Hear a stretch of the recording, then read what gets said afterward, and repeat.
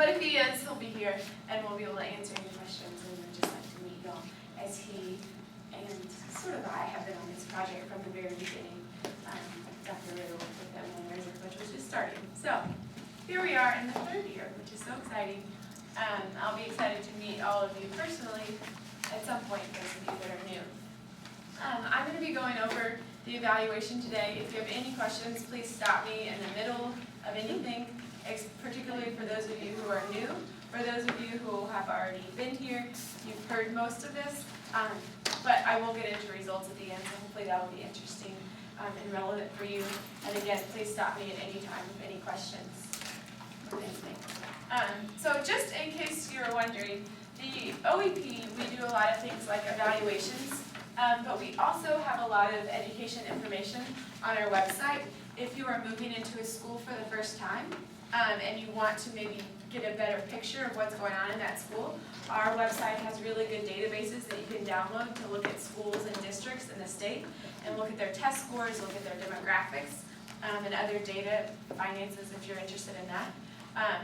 So I just wanted to put it out there. We also release a lot of policy briefs and reports on different education pieces, like we did a big report on the Common Core this summer. If that's something that you're interested in, definitely check out our website. Like I said, we have a data tab where you can download all sorts of benchmark end of course. I guess for high schools it'll be end of course exams only. But that might be information that you want before you're walking into a school. So we will look at the school, what it looks like, how students are performing. So I just wanted to tell you a little bit about our office, if that's a resource for you. First, we're going to move into the evaluation. I know for those of you who are new, you've heard a little bit from Josh and Dr. Higgins about the evaluation. I'm going to probably review some details of it and let you ask any questions that you have. And then we're going to get into some of the results that we see from this second year that just occurred, which is exciting and hopefully useful for those of you who are new and those of you who are returning. You're going to be learning some new things. So first, those of you who are new, possibly because if you've been here, you already know the answer. Why do you think we're evaluating the program? Why would it be important? And I guess you already have the slides too, so you can look at that. So it could be replicated? Yeah. So it can be replicated. So we evaluate, and in our evaluation, we include a really intensive summary and overview of the program and what it does, what y'all do, how it was started, the day-to-day things you do with students, so that this evaluation that goes out, other people can read it, they can see what you do and what the results are from it. Any other reason? Make sure it works. Yeah, we want to make sure that you're doing things that are impacting students. And I am a former fourth grade teacher, and I could totally, at the end of the day, be like, awesome, my students, they all were happy today. They looked at me, they read their book. But I don't really know if they can read better unless I'm measuring that in some way. Now, it doesn't have to be a multiple choice test every day, but it's really important to measure, to some extent, what students are doing because you can't always move on feeling. That being said, feelings are very important too, and anecdotal stories and different ways that you move students can always be measured, but it is important to be able to measure what's going on so that we see differences. Another piece, obviously, just the answers, but another piece we want to do is we want to understand what's working best in the program. So in the evaluation, as you'll see, not today, but in the fall, we really parse the data and are able to focus on groups of students. For instance, right now I've been looking at males versus females to see if the program is having any different effects on different subgroups of students, or minority students versus non-minority students. The data that we're collecting from the evaluation allows us to see where is this program impacting, and is it impacting certain types of students more? And if so, how is that happening and why? We also want to be able to communicate what you're doing to the schools, so they see you, but no one is sitting with you and doing the work with you, so your principals or the counselors at your school want to know what's going on. Every year we give, in the fall, we give the schools, we call it a report card, but it's not really a report card, but it's just sort of a summary of the data of what's happened at your school with your students. And that is a way to allow the school to say, oh wow, like you are really doing things. These are the different, you're impacting students' GPAs, you're impacting their ACT scores, and that allows the school to see what you're doing in your school. We also, as we said, we want to be able to replicate the program. We want funding for the program. Funding, most times nowadays, any grants are tied to evaluations because when someone's giving you money, they want to make sure that money is going to good use. So, to do the evaluation, we hold a lottery, and I'm assuming y'all already talked to some extent about the lottery. Maybe I want to get into a little bit more of why we do the lottery, because at first thought, to a lot of people, a lottery is not a very fair way to do things. So we know that a lot of people apply to the program, and probably you and your school or teachers or counselors believe that maybe they want to pick the students who are going to be in the program, maybe the students who are showing the most interest, or the students who need it the most, or the students who are failing. Everyone might have a different set of students they feel really should be in the program. Well, that would be awesome if we could serve every student who should be in the program, but you have a limited capacity. You can't serve every student. And to be fair, if you just serve the students who are really excited about the program, well, are those the students who need the program the most? We don't really know. So we hold a lottery, for one, because you can't serve every student in Northwest Arkansas. For two, we don't really know which students to pick, though obviously you and your schools might have different opinions on which students should or should not be in the program. But it allows fairness, and that you're telling students when you're recruiting them, hey, I really want you to apply to this program. You're going to be randomly picked into the program so that you're not showing favoritism, so that when students don't get in the program, unfortunately, you can say, hey, it was just random, they picked your name out of a hat, well, out of Excel, but pretty much out of a hat. And I'm so sorry you didn't get it. Hopefully you can apply again next year, and I know you'll be working with your counselor at your school on some of these things. So while a lottery is not most ideal always, but there's always going to be winners and losers, and this is a way, not losers per se. People who are in and people who aren't, and this is a fair way to do it. Lastly, in research, we call a lottery the gold standard of research design. I don't know if any of you have taken like a research class here, but when you are randomly selecting people, it's a better way to understand what's happening because students aren't selected for certain reasons. Like I said, if it was all students who really wanted to be in the program, then the effects might be because those are really eager, really excited students, and so then they're working really hard and they're bringing up their ACT because they're seeking those things. Well, that's not really fair to compare those students to students who don't care and didn't really apply and are absent every day. So in doing a random assignment, we're able to really understand the students who are randomly in the program and then the other students that we're going to call business as usual, because they hopefully are still getting an ACT prep or still getting people to explain the FAFSA to them, but it's just in a different arena, and we want to know what that arena is so that we can compare it to see what you're doing. If that makes sense. Any questions on that? By year 3 now, the schools they know exactly what's going on. They know it's randomly selected. First year, I think it was a little different story with that. Because of this, we're doing the lottery, and we want to have your students in Razor Coach. We want to have an equally as large group of students that in research we call control. I like to call them business as usual students. We want to have an equally as large group of students who've applied to the program. That's so we can compare. We're not comparing the Razor Coach students to any kid in the school. We're comparing the Razor Coach students' progress to the students who applied and randomly didn't get into the program. Therefore, we want you to have two groups of applications, one being the ones that get in, one being the ones that don't get in. We want those groups to be equally as large. So you as a coach, if you're working with 25 students, we would like you to have at least 50 applications. Hopefully you're seeking out as many students as possible to apply to the program.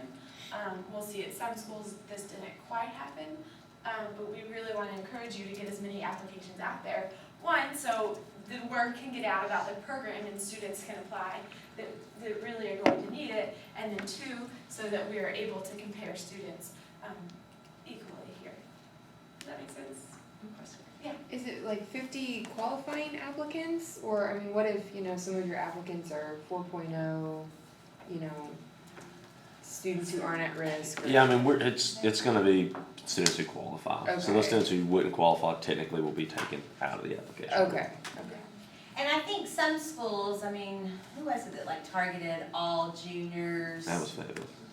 I targeted all juniors. No, Well, yeah, but I mean, all- Jason the presented to the entire class. junior class. Oh, whatever. Because like at some schools, I mean, like some of our smaller rural schools, the majority of those students are gonna have possibly some of those at-risk criteria, but I was thinking it was Mhm. Fayetteville that we but I think it ended up being okay. Yeah, it did. I mean, I think Fayetteville, this year for would be some reason, try to even go when with- Sarah was like, this is the third year, and most people won't have an issue with the random assignment, and now almost all schools don't except Fayetteville, but still, they're just a unique, so. Snowflake.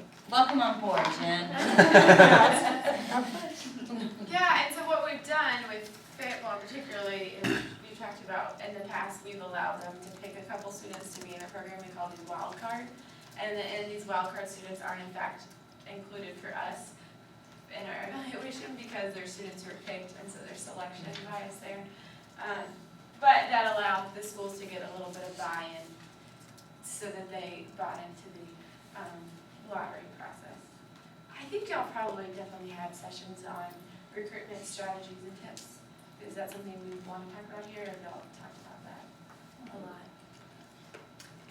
Let's talk about it. Yeah, so as I said, we want to get a lot of applications. Those of you who are returning, do you have any tips or strategies for how you got, one, for how you got applications, or two, if you had any sticky situations when students who applied didn't get in, how you dealt with that to help those of us that are new sort of think through that?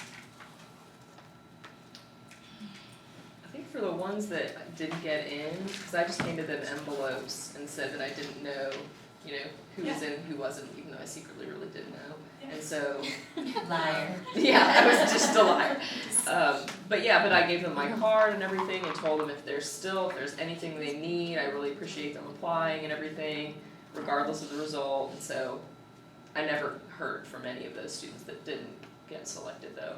So it was an easy thing to pretend that I didn't know who got Yeah, it. and you can, I know who's doing it, so you can say, well, my program, Yeah, my program randomly picked the people. yes, So it's, Right. the ownership is not necessarily on you. Yeah. It's specific Mhm. students. yeah. So you didn't have to be the bad guy or anything. Yeah. It was good. I didn't really run into any issues. I mean, I feel like I touched on it clearly enough during recruitment that everybody kind of seemed to understand and understood why. And then, on the form for the kids who didn't get it, it was my name, my number, and then I also made a resource sheet for them with some of, the resources I would be using with my students, just to give them some kind of little tool to walk away with. Didn't you have someone who actually came to you crying, or was that you? No, I did have a couple kids who were really disappointed that they didn't get it, but. I mean, and that's there was, hard, you know, that's. Yeah, but they were fine. So nice. We've got a handout too that I'm gonna print right now and I'll pass around that has some more information on recruitment tips too, so feel free to add to that, I guess. Cool. What we did unfortunately see, you'll see in a little while, or maybe we have a survey that we give out at the end of the year. And on it, at the very end of the survey this year, we asked, are you in the Razor Coach program? We wanted this to be at the end so they weren't thinking about Razor Coach and hopefully as much when they're taking the survey. All to say, some students who aren't in a program said that yes, they were in the Yes. program, and then but I never got to meet with my coach. Yeah. They were very confused. Oh, wow. It was sort of confusing, and I think Yeah. we might leave that I section don't know off what next happened. year. So we didn't meet Wow. with the students. Yeah, they were like, but we only saw each other like once. Yeah. And I was like, it's 'cause you're not. So I think we'll Whoops. leave that portion off just as I confused. But it is unfortunate that we don't have the capacity to take everyone. That being said, while doing the random assignment, it really allows us to really look at what's going on and attribute that to the program. And I guess just to reiterate, I think we mentioned this, but booster students, any students on your booster list do not need to reapply. So make sure they're not reapplying and included in the applicant pool. And I guess that's all I had. I thought I had something.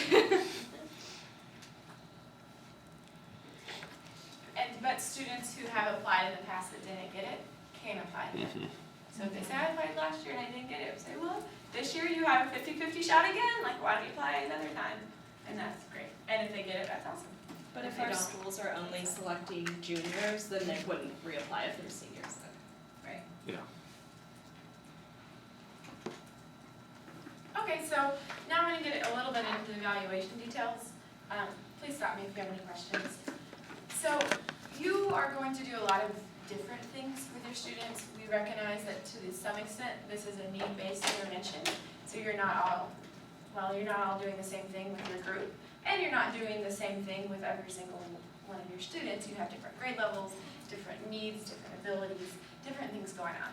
So we recognize that, and because of that, we kind of cast the evaluation net pretty wide. So we say, let's look at as much stuff as we can about the student to see what you're doing, recognizing that you are not necessarily tutoring the student in math. You're not necessarily tutoring them on their ACT, you just might be connecting them to different resources or encouraging them to study. That said, we do have 3 big focuses we look at in the evaluation, sort of as we cast our net pretty wide. The focuses being academic, GPA, you'll see in a minute, what we call non-cognitive / pro-academic traits and mindsets, you'll see in a minute. These are things like determination or responsibility. Are you encouraging your students to sort of display these more so? And then we also look at post-secondary as measured by graduation in high school. And then what we are trying to do is get in contact with the students after they graduated to see more what's going on with them. So again, we're casting the net pretty wide with the idea that y'all are impacting students in different ways and we want to see what's going on there. To do this, we compared Raise Your Coach students to the status quo business as usual students who don't get into the program. So we're collecting data from the schools from both the Raise Your Coach students and the students who applied and didn't get in. And we're doing that every year. And so we have the first cohort was the very first year, and then this past year, the students who continue to become booster students. The second cohort is this past year, who will be booster students this year, and then we have the third cohort. Can't speak this morning. So in that, we're really able to see lots of students and what's going on over time with these students because of you. So our academic, we look at what's the impact of being assigned, being given a Raise Your Coach. We look at GPA, we look at core subject GPA, core subject being math, English, social studies, or math, English, history, and science classes. We look at credits earned, and we look at grade promotion. This is all data given to us by the schools. Again, we know that you are not necessarily tutoring students in these subjects, but we believe that some of you are certainly, probably many of you, are helping students pass classes more because you're encouraging them, you're showing them tips and strategies to do their homework and get it turned in or to study for tests.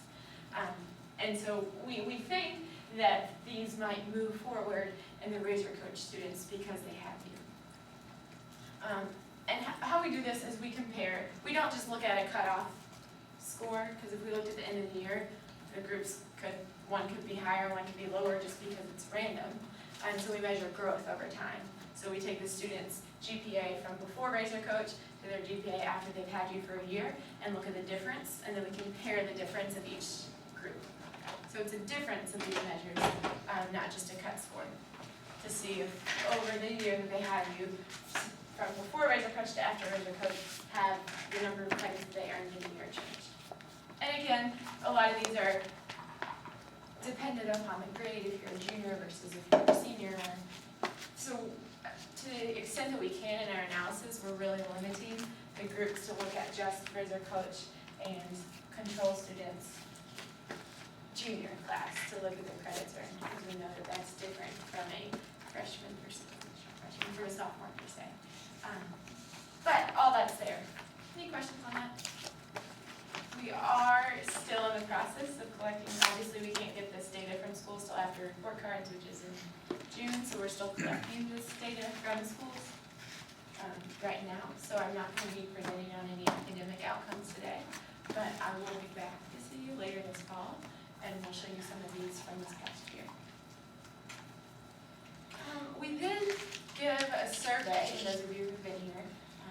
on the survey, and I think y'all have copies of the survey. Thank you. I'll give you a minute and a second to look at those. But we gave a survey to the students at the end of the year, and these we gave to the Razor Coach and to the business as usual control students. So like we were just talking about in April/May, we will ask you to round up every student who applied for the program and take the survey. It is a little hard because you might see the students who didn't get in or sad or think they're in the program and not. But it's really important to be able to look at how students are perceiving themselves and their work and to compare that. And we're seeing, as you'll see in a minute when I give results, we're seeing real differences in these groups of students on different outcomes. The main outcomes we looked at this year are academic self-efficacy, so it's their students' belief in themselves and their work, their responsibility, are they turning in homework more, are they studying, are they talking to their friends about their work, their grit, are they trying really hard, is their determination effective, and then their future-mindedness, the extent to which they're thinking about life after high school. These are things that we sort of pinpointed from focus groups that we had with coaches. There's a lot of other points that we can measure as well. And what we'll probably do this spring again is have more focus groups with you talk about what you're doing and refine these, change them, add them to the extent that we need, that you feel like you're working maybe in other areas with students. I don't know if any of you follow education research, but the idea of, the unfortunate word because you do use your cognition, but the idea of non-cognitive traits is really hot right now in research. There's a book called How Children Succeed by Paul Trout. Heard it? But it really gets into the idea that maybe GPA, maybe like grades aren't the best measure of student success over time, and maybe we should be looking at students' characteristics and traits to see how that impacts them. And in doing so, researchers and lots of different people are looking at how can you change these and how can you affect it. Is grit something that you're born with, or is it something that can be changed? Is it malleable over time? And we think it's malleable, and we think we're impacting these things, but that certainly is something that's heavily researched and debated. And interesting. But I don't like the word non-cognitive. Anyways, in the survey, we also look at college and career readiness outcomes. This year we looked at students' beliefs, knowledge, and actions. Here are some examples. We just asked students, I believe I can graduate from college, and we're comparing that from Razor Coach students to non-Razor Coach students. And you know what, the interesting thing I think is interesting is that it might not necessarily, it might have a reverse effect. You might be showing your students the hard work it takes to graduate college, all the different steps that they have to do. So maybe they are more overwhelmed and they're less likely to say, oh, I can graduate to college, as opposed to an idealistic student who's never thought about the details of going to college. So we're not necessarily saying that you are changing that belief. You're adding more information to them, but we think that maybe by adding more information to them, you're inspiring them and you're helping them realize that there's a lot to do, but they can do that. We also did some knowledge questions, or just a few. These are things that we don't think you necessarily, not everyone necessarily taught. The students, I guess you call them, you were the coaches, the students, but you might have, and that might be knowledge that they picked up because of research that you've given them. And then we also asked them actions. Are you studying for the SAT or ACT, or have you taken the SAT? Because a lot of students did, and I know some coaches last year talked about encouraging their students to do that. Those sorts of things we asked. Questions on that? Sorry, I ramble sometimes. We then asked career awareness questions. So are you aware of different careers you might be interested in? Can you name a career that you might have later in life? We think that's something that you're certainly working with them on. And then last we looked at students, I don't love how this question is worded, but their level of accountability. So we asked questions like, is there an adult at the school who checks in with you about your homework? Is there someone in this building who cares about, I guess not care, but who checks in with you about your grades? Is there someone at the school who's asked you if you've taken the ACT? These are questions that get at how accountable does a student feel to someone at the school? And have they gotten any support in these areas from other people? And what you'll see in our results is that yes, you are certainly a big accountability piece to the students in the program. And students not in the program don't necessarily have that accountability or aren't acknowledging it on the survey. We also lastly collect, oh, you have something? Did you mention, I've stepped out, so I don't know, but did you mention also the post-graduation survey Yes, too? I did and I will in just a Okay. second again. We also collect attendance and discipline. Again, this is something that you might not be immediately impacted. You might be though. They might be coming to, hopefully they're coming to school more because you're encouraging them, you're showing them, and because they wanna meet with you. These are trickier data points to collect from schools, so we don't have really clean data on it right now. Hopefully we will. But those are other sort of non-cognitive, non-academic outcomes that we're collecting that we think are important. And we did this, as I said, by the end of the year survey that we gave to all students in April and May. So you'll see us here again in the spring. We'll have some focus groups talk about the survey, and then we'll have you give out that survey to the students in April and May. And it's tricky. It's a hard time of year. It's really tricky for you to track down those control students who applied for the program. But it's something that we think is important because we're able to really gather as much information as we can about these two groups of students. Any questions on that? Okay, and then the last part of the evaluation is looking at post-secondary outcomes. We get ACT scores and graduation, as I was looking right, and retention data from the schools on the students. We also ask students how many times they take the ACT or SAT, their study plan, other things too you'll see in the survey. We ask them about the FAFSA. We ask them on the survey about post-secondary options, and then from the school we're able to see how many different post-secondary institutions the student applies to. And then what Josh was just hinting at is in fall of last year for the first cohort students, so after they graduated, we emailed and called those students to ask them what they're doing, to check in with them. And we're able to, it was hard to track them down, but those that we did were able to look at the Razor Coach students versus those who weren't in the program and to see what the differences were. On this survey this year, we asked the seniors for their email and phone numbers, so we're hoping that this fall we're able to get better in contact with them from that. So we think that's something that's important because we see that you're really providing them with a lot more information about post-secondary options. And we acknowledge that not every student is set to go to a four-year college. So we've asked all sorts of things, military, two-year college, employment.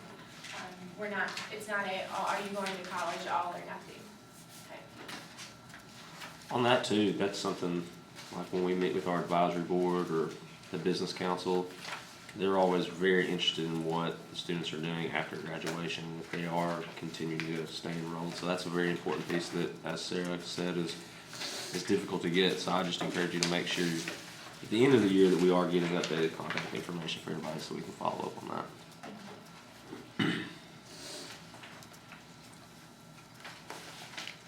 So, if you want to, for just a second, and if maybe you already have, go ahead and look through the end of the year survey, particularly for those of you who are new. What we have right now are preliminary results based upon this survey. We don't have any of the academic data or post-secondary data, because we don't have it all collected from schools yet, still coming in.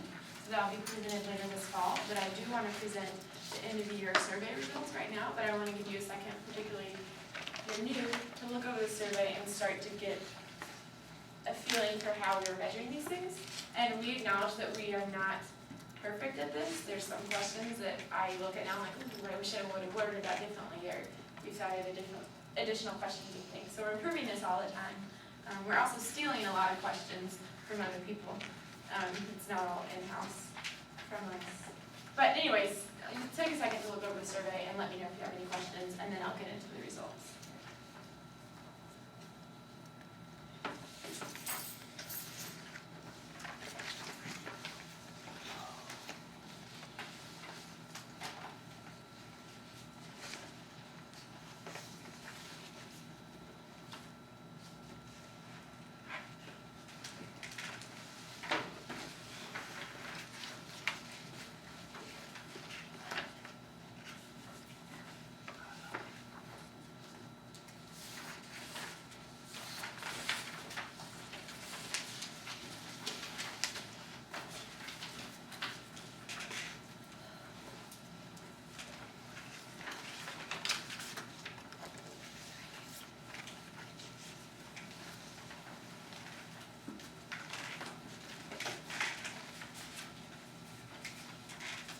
We'll also have two separate versions of the survey again, right?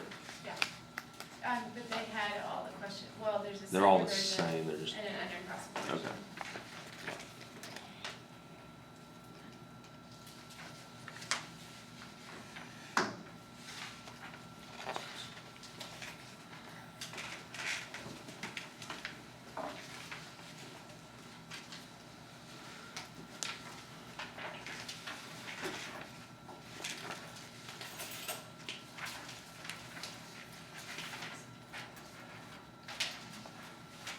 Sarah, why are they like two separate surveys versus like one large one? Like they start over with number one again or something? So the second one is the specific to the grade level one. So there's one that's just for 12th and one for 9th through 11th underclassmen. We also renumbered them just with the thought that if the students turned to it and saw that there were, I don't know, 80-something questions, they They were would get turned less likely to do it. Okay, so the front page, they're the same. Yeah, the front page is the exact same. Okay. The order is kind of different on some of the different ones, but the front page is the same. The Okay, second yeah. page is the one that's different for So seniors it just versus has the underclassmen. grades, so they know they have the right one. Yeah. Didn't some of you guys get questions on this second page, number 8, which of the following schools awards an associate's degree? I feel like somebody had brought that up at some point as an issue. No? The students answered, I'm not gonna spout out the number, but I wanna say it was an 80% correct. Oh, really? Okay. Never mind. The answer being no.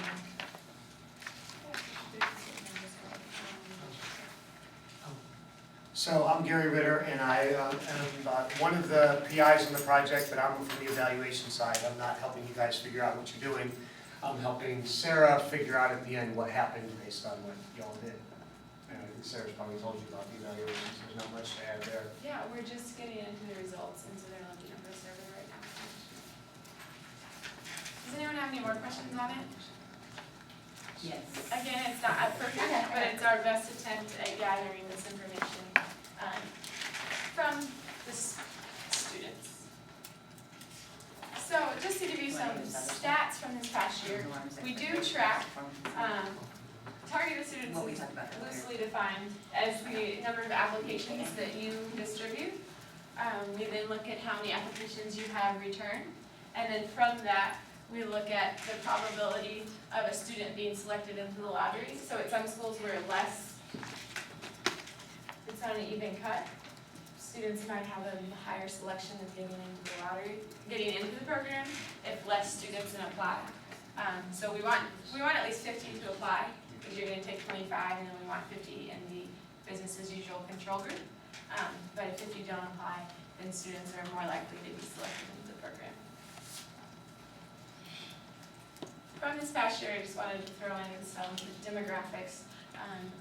The majority of the students, as you see, are in 11th grade, but some of you do serve 10th graders and a number of 12th graders. We can look at the number of students by their demographics. We do see that there's a slight difference in that there are more Hispanic students in the control group.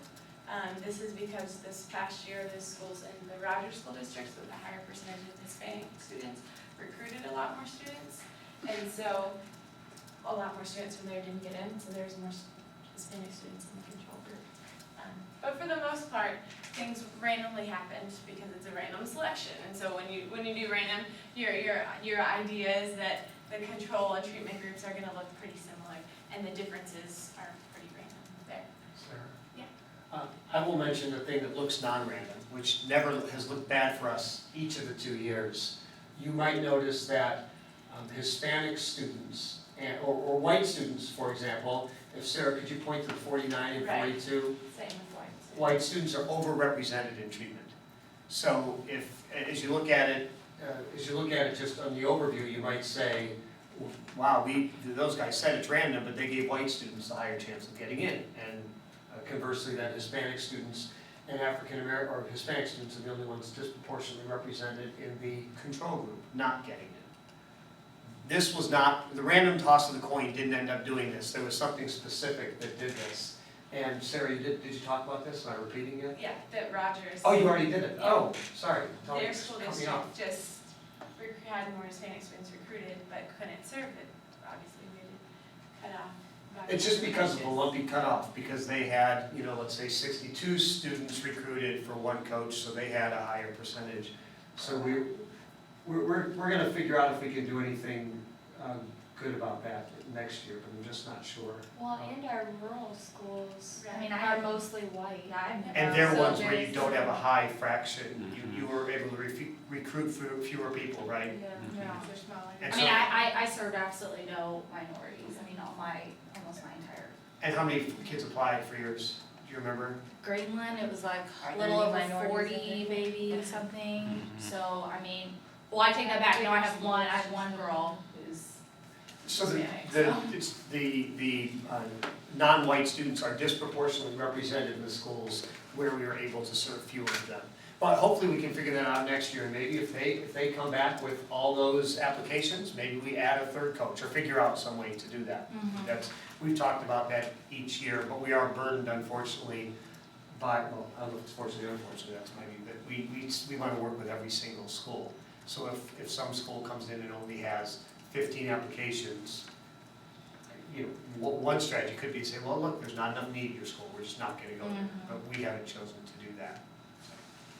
Sorry, I think I was, Sarah, you should stop me if I repeat anything you've already taken care of. No. Yeah, so again, another reason why we want you to recruit, because that random is done at the school level. There. I did want to point out that it is something that we ask on the application. So this is information you have to be in a year as to whether any of their parents went to college. And we see overall 84% of the students who applied to the program, no parent has graduated from college. And that's almost the 85-82% split between the two groups. Any questions on this? We then here looked at survey completion. We recognize that there are a lot of obstacles to get kids in high school to come to a room and complete a survey at the end of the year. So we this year worked with Josh to provide incentives for the students so that they would come to complete the survey. We saw sort of a range of survey completers from about 70% to I think a high 95% of students who applied to the program coming. Again, this is all treatment and control business as usual students to take the survey at the end of the year. That being said, there will be students who drop out, who move, different things happen, we take those students out. At the end of the year, Josh does give you and your school a list. These are all the students who need to complete the survey. And we really want you to have at least 85% or more complete the survey. And we're hoping that this year that happens. So from that,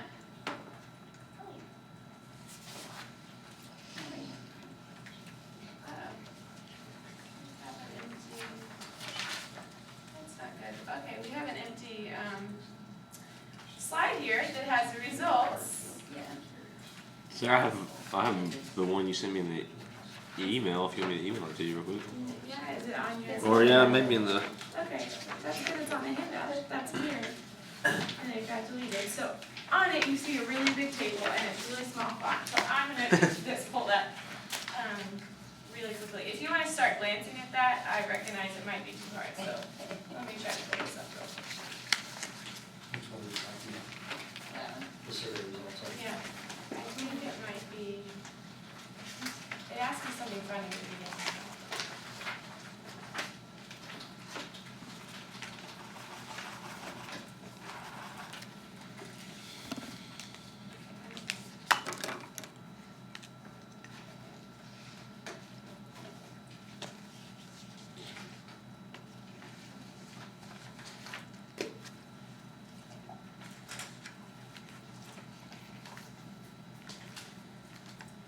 There we go. Just didn't come up. My flash drive. So what you'll see, and sorry, it's such small font. From the questions that we have in the survey, we gathered the questions prior to beginning of the survey, into constructs. So constructs being groups of items on the survey that represent the different ideas. And we split these into sort of bigger themes, the non-cognitive pro-academic skills, accountability, and then the college and career readiness. And what we did is we took the items together and were able to look at differences between the treatment and control groups on these survey items. Grouped together. These right here represent averages. The questions were either on a scale of 1 to 4 or on a scale of 1 to 2. We normed them all so that they represented the same piece and averaged them together and then compared. This column here you see is in fact our results column, that is the difference from raise your coach minus control to see if we have any changes. And those of you who have statistics know that stars mean significance. Significance is a good thing. Significant means that this difference is something that's real and it's not just a slight small number difference. So we see positive and significant results for a number of constructs, being the self-efficacy construct, responsibility, and future-mindedness. We see it on the accountability, and in the first year of the program, we saw the accountability construct being positive and significant too. That being, like I said before, students are really recognizing that someone at school is holding them accountable for their actions. We also this year had a construct that looked at college and career support. It was a lot of the questions that I think there's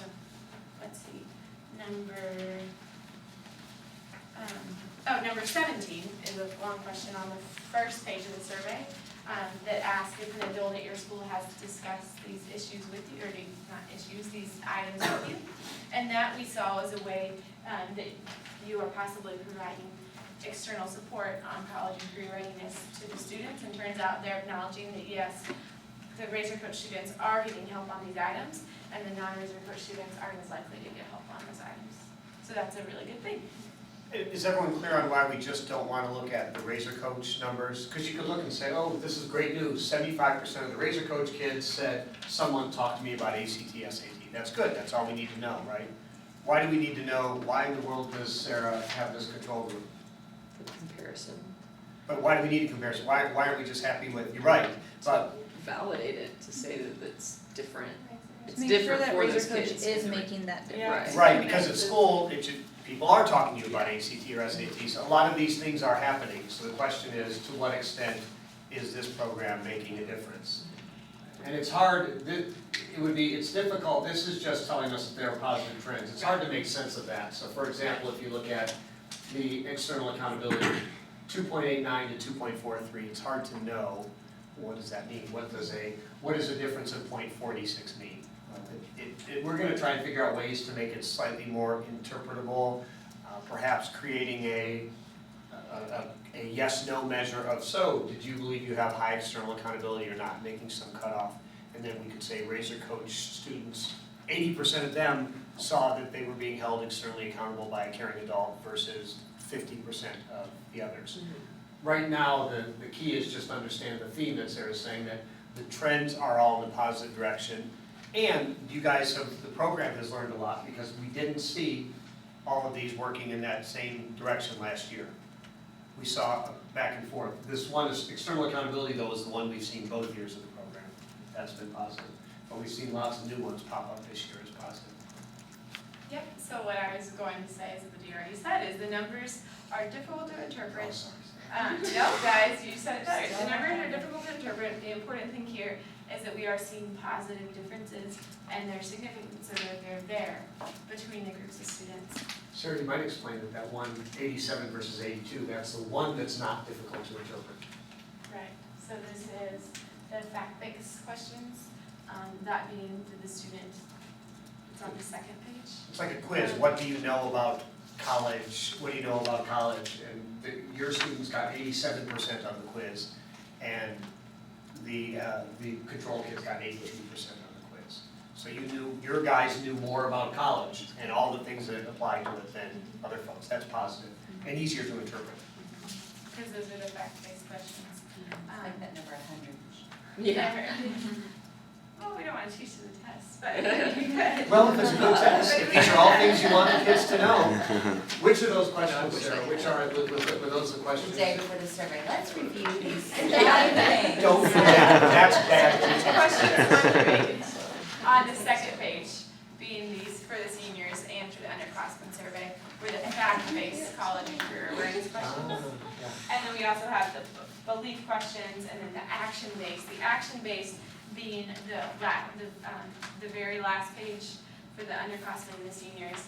For the seniors asking, did you take the ACT or the SAT versus for the underclassmen, are you planning to or have you taken the ACT or SAT? Those are the action-based questions. So for all of those, we are seeing positive differences. What we saw last year was that we asked students to report their ACT, and they didn't report the same ACT as the one that was given to us by the school. And so we trusted the school one, so this year we're just asking the schools. But in that, we give the number of times they take it, and we give all their different scores. So say you encourage a student to take it more than once, their score goes up. That's something that we're gonna be able to look at. But again, that data isn't here yet, but we'll give that to you later this fall. So all to say, this is a large and the numbers are a little bit confusing table, but what it does show is it shows that there are positive differences that can be attributed to you as Razor coach. I just want to clap on that. Kudos, and that's cohort 2, so kudos to all the coaches that were around last year. That is scary too.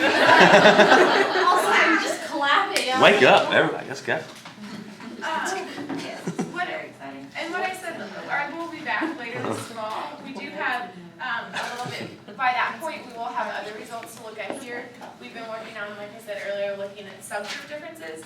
So our males or females responding to this any differently, our students who are minority, or we looked at our students who come from a background where no parent went to college, or those students being impacted more or less than students whose parents didn't go to college. All sorts of different subgroups that we're looking at to see if there are certain groups that the program is maybe impacting even more so. And those will be when in the fall when we're looking at academic stuff. Yeah. I know that you've begun to look at it, we've been talking about it, but I don't recall. Do you know, are there any trends that appear to be the case that you feel comfortable sharing? Yeah, so from what I've seen just based on survey results, is that I'm seeing a little bit more of an impact with female and with minority students. That being just from the survey, treatment female and treatment minority students responding more positively on these constructs there. So those are the subgroups that are standing out. We're looking at all sorts of different groups though. Have you looked school by school yet? Not yet. Not yet. So school by school might be interesting because we can look at the dosage. We can know, for example, if one Razor coach seemed to be really excellent or really hardworking, or seemed to have fewer barriers. You know, the school gave her, mostly, I guess him or her, but mostly her. The school gave her carte blanche to spend more time with the students, or the school had greater support. So you might have a hypothesis that we should see greater benefits at school A than school B, and these are things that we can check as well. Right, and we recognize that some of you have in the past have had barriers such as not having a room and having to sit in the loud cafeteria or in the front office with your student, or schools that only limited the students to 10 minutes or something like that. So we recognize that there are obstacles. That is why we give not only your school report card to the schools, but we also give the overall effects to the schools, and we say, hey, this is what Razor Coach is doing. We want you to allow your students to meet with the coach, and we want them to have the space and resources to do that. It works. It's doing good things, and we need that. Any questions on this right here? So this says, Sarah, the kids feel positive things about it. So the next question is, do their grades and that's what we need to dig into next that we don't have yet. Yeah, so cohort 1 are the students who did the program in the very first year and then were boosted this next year. We saw that the booster amount sort of varied by school. And I know maybe y'all have already gone over booster interventions yet, Josh? Or you will go over booster interventions and what that looks like? Yeah, we'll go over more.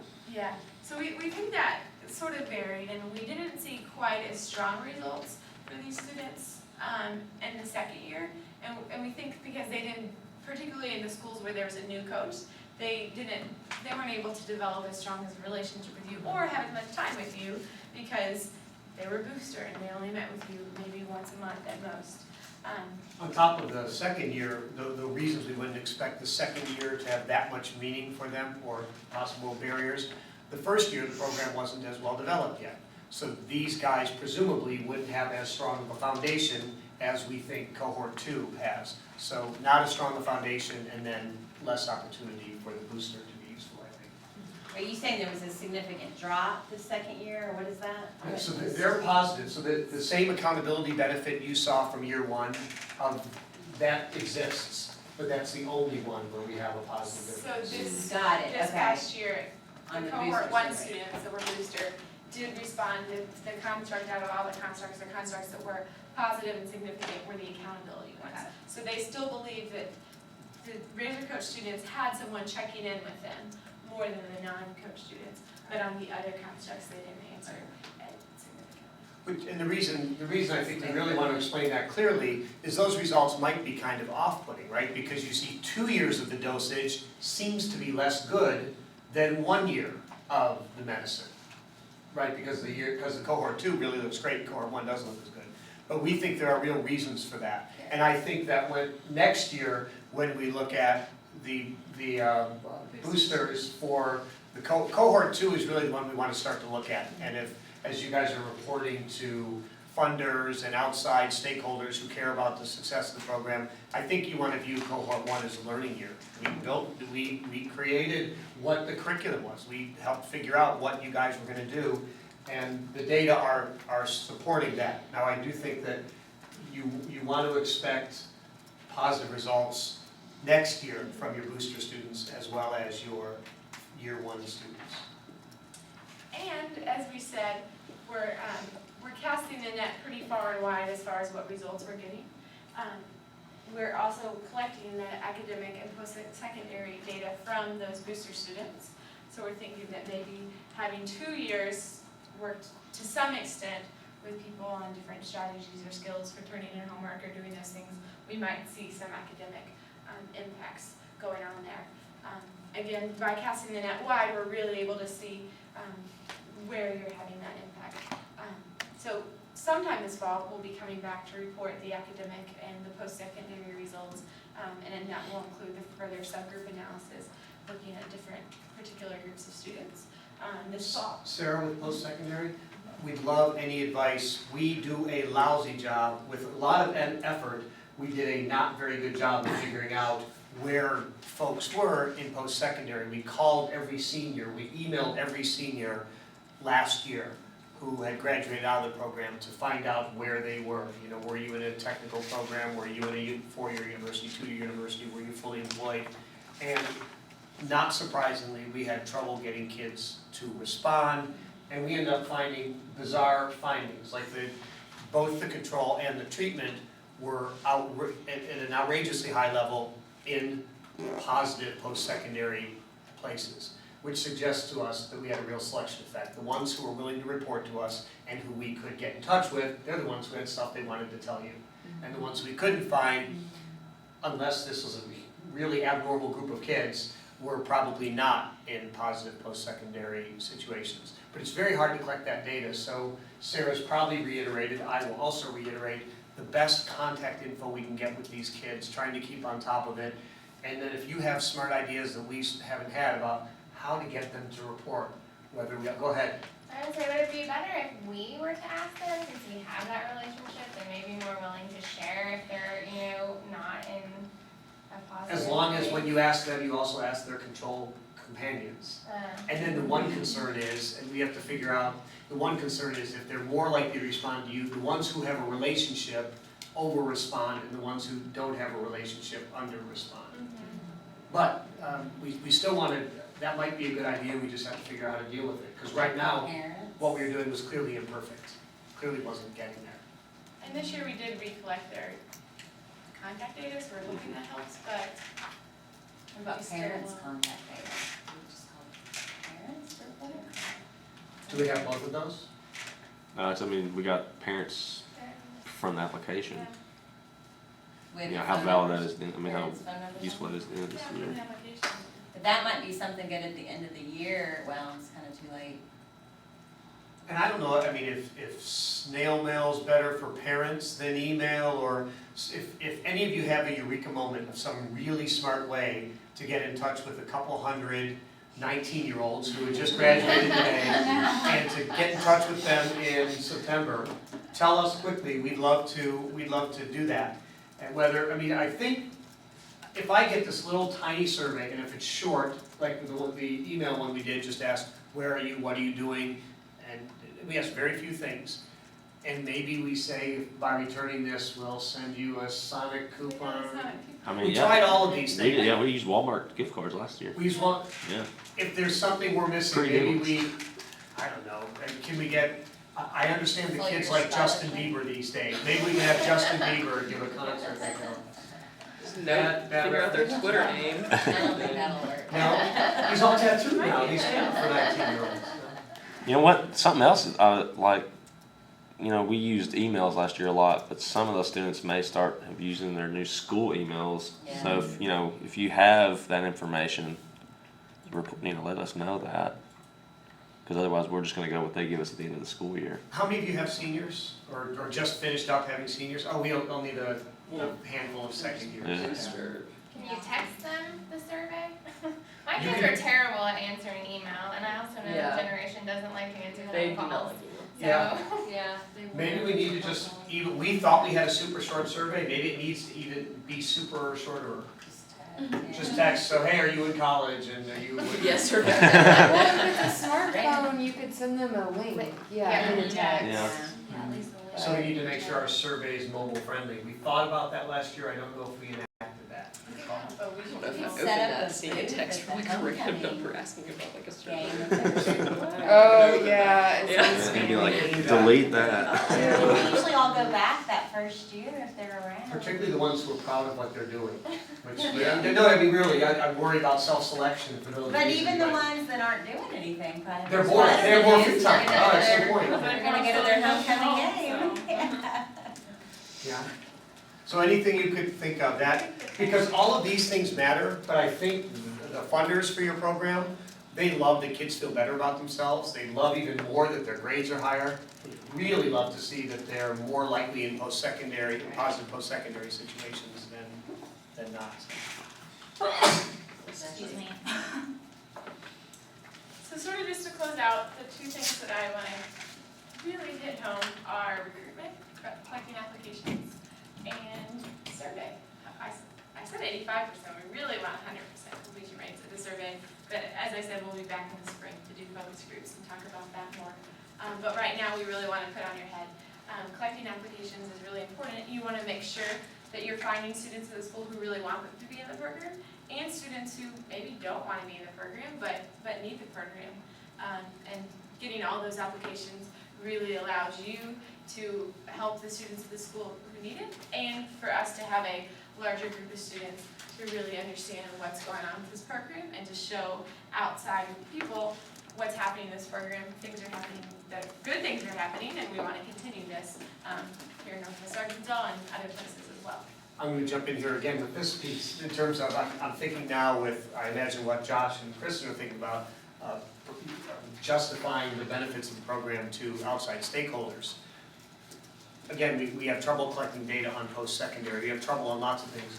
You'd have no trouble with this. Something that would be very clear to a stakeholder is, wow, we had 700 applicants in year one, by year three we had 1,500 applicants. So that's so collecting applications this year doesn't only help us figure out if it works, it also helps you justify the importance of the program. Did we already talk, do you guys need to be convinced about the ethics of getting applications even though you only have a less than 1 likelihood of getting into the program? Do we need to convince you of that, or are you all good with that? Okay, so but it's maybe more important this year in terms of funding cycle, in terms of going back to say, this program has grown from 700 applicants in year one to 800 in year two to 1,200 in year three. That would show kids at the school are hearing about it, are excited about it, and Sarah said we don't want, I mean, obviously we love 100%, 85% is our goal. 95% is doable. I saw on the table, 95% at one of the schools. I thought, oh, that must be one of those schools with 20 kids. They must have got 19 out of 20. That's easy. That was not 20 kids. That was like Rogers with 101 kids. They got 96 out of 101 kids, which suggests it's certainly doable. Now that's down the road. But if you get out there and let kids know that it's kind of fun, kind of interesting, and there are positive benefits the kids can see from it, you can probably get applications. I'm not sure how, because as a kid, I'm not sure I'd want to sign up for one other adult nagging me, making sure I'm doing the right thing. But it sounds like you guys have been able in the past years to make it seem interesting, so. Yeah, so that's all we had on our end. Again, I'll be back presenting more in-depth results from the survey and academic results later this fall. But does anyone have any questions from any of these pieces here right now? When you guys brag about the program, do you brag about the college visits and all those things when you're going out? Because there are lots of interesting things. I was just being silly before. There are lots of things that kids might like. Or in some cases, I understand kids' parents like. I've heard some of your applications came from kids' parents. The kid might not want to do it, but the parents would make sure they get signed up. I have a question. Since you're doing growth, is there a reason there's not a mid-year collection data, like so you can compare the beginning part to the end? Yeah, so we, part is just getting data from schools is really hard. But when we do get it, we get the grades by semester. So we're able to track, first semester versus second semester. That's a good question.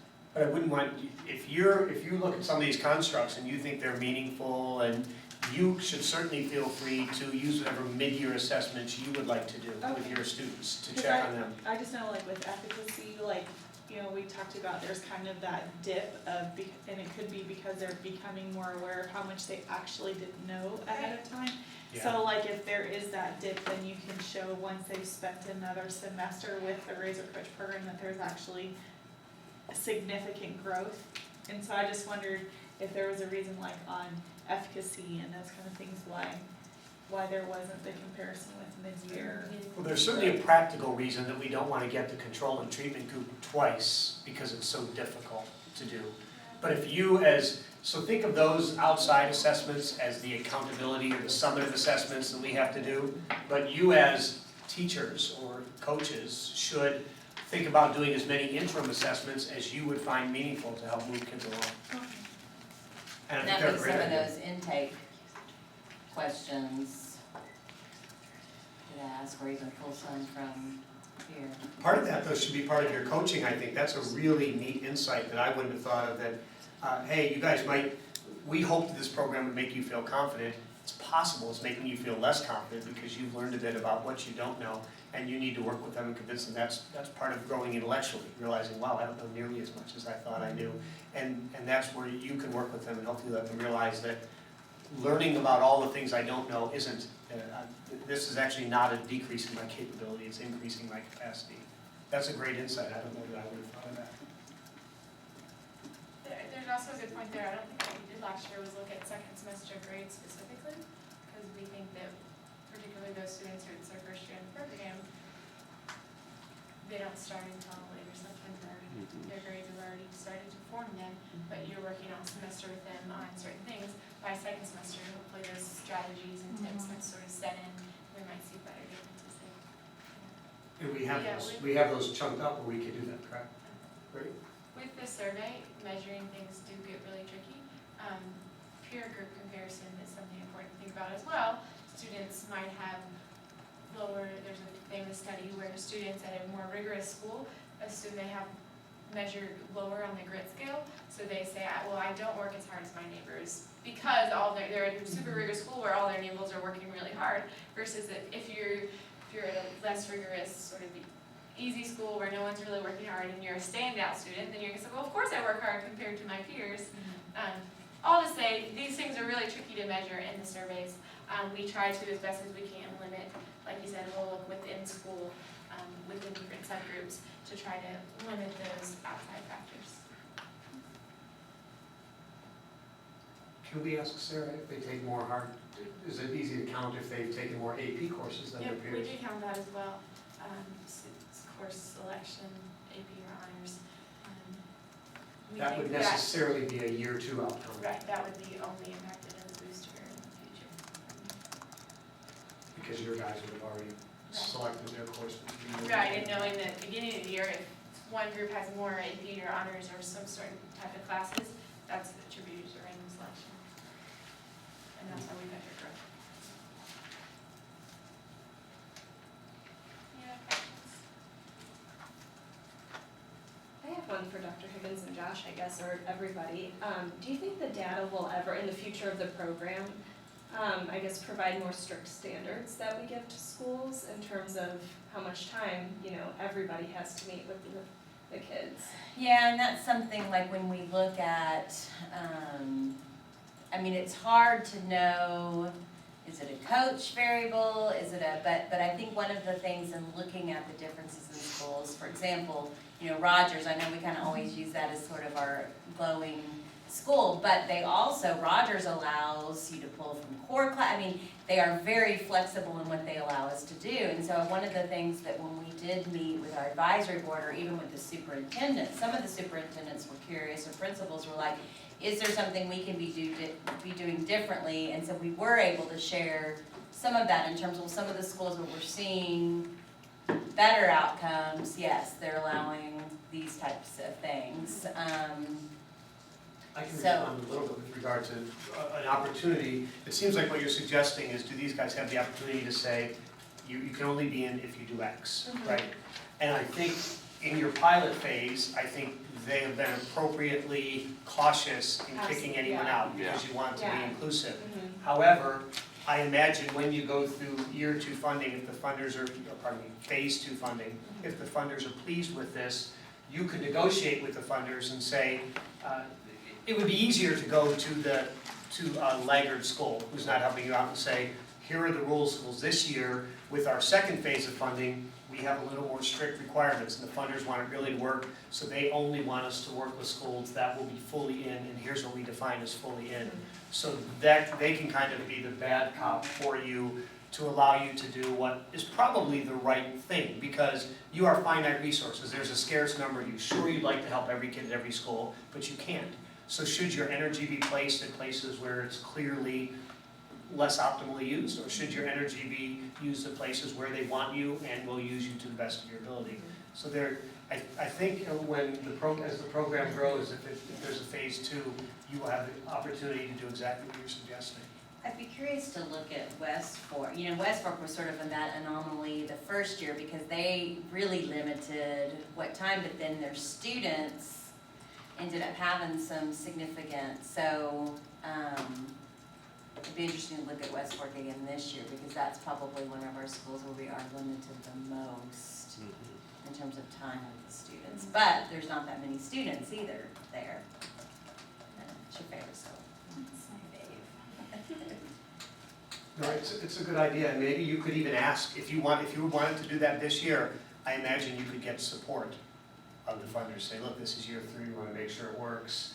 Do you mind if we use your hammer a bit to let schools know they need to fully engage, or else we're happy to move elsewhere. You could even say, look, we're not helping your kids if we can only spend that small amount of time with them. And for those of you who were in the program in the past, we do a survey for you coaches at the end of the year. We really appreciate when you do that and complete that. And from that, we gather just another point of information based upon, we ask, do you have a relationship with the principal or with the counselor? Do you have a room? Do you have computer access? We get those sorts of information from you so that when we do look at results by school, we're able to have more knowledge about what's going on and why.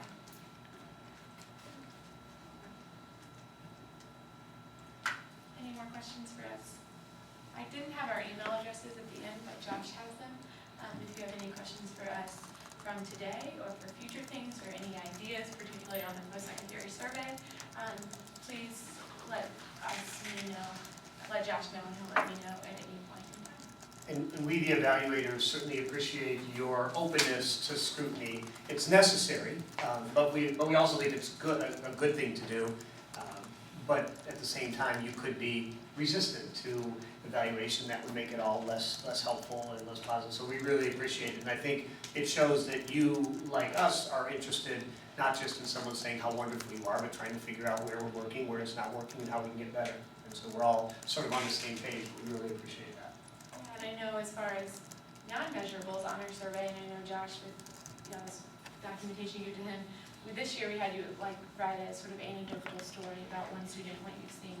And that's really important to hear too, and really important for outside people to hear about students' changes, that we're not just collecting based upon some checkbox survey. Well, I think actually they're connected, and sorry to keep bouncing back and forth, but so where we said external accountability is helpful, and we have that number, which is hard really to tell, but people just have, hey, trust us, it's positive.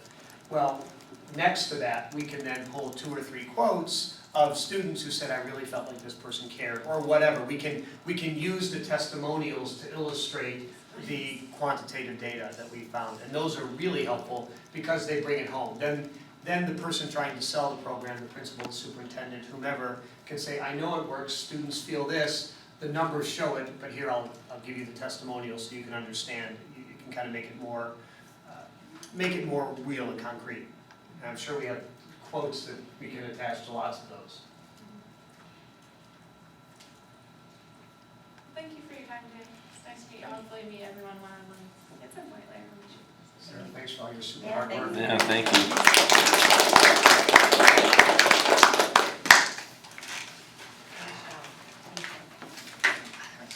Okay, perfect, thank you. Okay. I may just do 2 meetings, just to get everybody. Thanks for the donuts. That was Sarah. Sarah, I did. Retest test, and just what it means, Are we break? Yeah, let's take a quick break. Josh, do you have access? I probably just haven't seen any of the reports that they sent to different schools. because they were actually the control and treatment.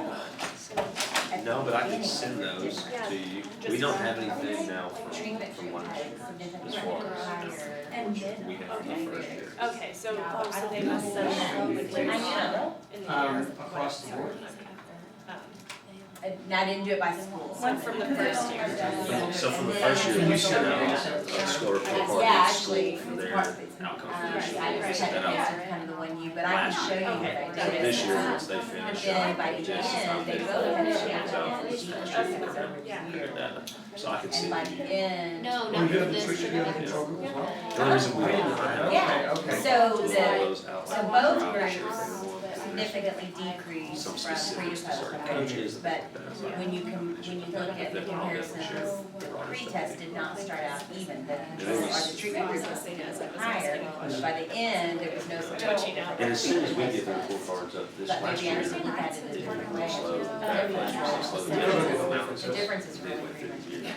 So this year, And we're any trying to job. do it. Well, it should be, right, if you said, this group felt more barriers than this, and by the end they were So equal. since we do that, we'll send it out. Right. Yeah, So then the differences should And be. even the, well, like yeah, the there's a individual, slight difference, but it's just the not raw much. data from the surveys of the But also students they makes it know- beneficial too, especially like booster students that we're working with. Taylor and Heather wouldn't have had access to that, would they, or, Yeah, they do. because I feel like we might get that. Yeah, they may have emailed or set up. And I. Yeah, I mean, we see that all I mean, I across the didn't last even year. look at Yeah, which I ones, feel like remember we had, we don't know which. I'll make a note, but if you want to, if it follows with them, they may have, Look at that, but. they kept all kinds of notes, they may have all kinds of stuff. Well, and Heather one time spent like 3 emails with So, but also things I can, attached well, on I it, can if you get a chance to and I can look show through all you those that. things. Yeah. Oh, between their emails and all the stuff I'm sending out, you guys are probably like, what the crap? I think they were like the food or the now booster students and the year reports, like the ones that she sent, like every single one. Okay. And that might have been because Thank you you. have a Mac and You got- you want USB. this? Oh, that's right, the USB, I didn't. No, it's Yeah. So like the outtake, yeah, I mean, they probably have all outtake interviews and everything, Yeah. the booster students. Unless there's